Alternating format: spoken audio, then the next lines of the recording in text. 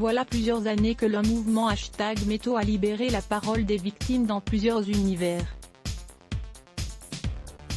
Depuis 2018, les langues se délient aussi dans le monde de YouTube avec le hashtag #BalançonYouTuber. Nombreux sont ainsi les internautes à se confier sur leurs expériences traumatisantes avec stars de la plateforme. En 2020, une jeune prénommée Maggie Desmarais avait ainsi pris la parole pour dénoncer les agissements de Norman Tavo avec qui elle a entamé une relation virtuelle alors qu'elle n'avait que 16 ans. Norman, 30 ans à cette époque, n'avait pas hésité à profiter de son statut pour demander à cette jeune fan de régulièrement lui envoyer des photos d'elle nue. Très fan, la jeune femme avait alors convenu à lui envoyer des centaines de photos d'elle au fil des mois. Elle explique ensuite qu'il la menaçait d'arrêter de lui parler si elle refusait de lui envoyer de nouveaux clichés. Maggie Desmarais déclarait alors que Norman a clairement usé de sa célébrité pour la manipuler et obtenir ce qu'il souhaitait. La jeune Québécoise a été jusqu'au bout de sa démarche et a porté plainte en prenant soin de transmettre toutes ses preuves à la police. Maggie Desmarais témoigne en détail. Après avoir déposé plainte, Maggie Desmarais se confie à nouveau dans une vidéo pour le média Urbania.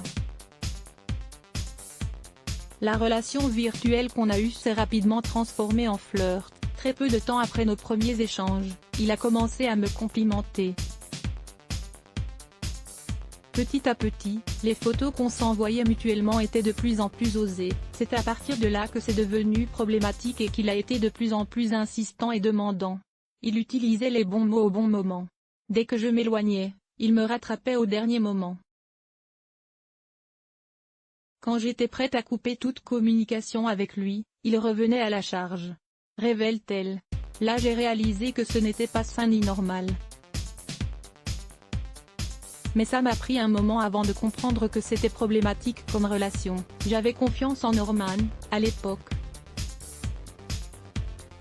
Je crois que la relation de confiance qui se crée, avant même que tu parles avec ton youtubeur préféré, est déjà là parce que tu le vois chez lui dans ses vidéos, t'as l'impression de le connaître, et que c'est une bonne personne.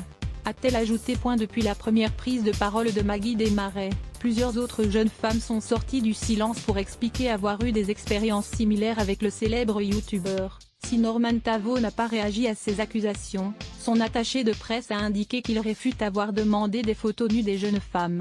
Aliénor de la Fontaine. À lire aussi les ce bloc ADS.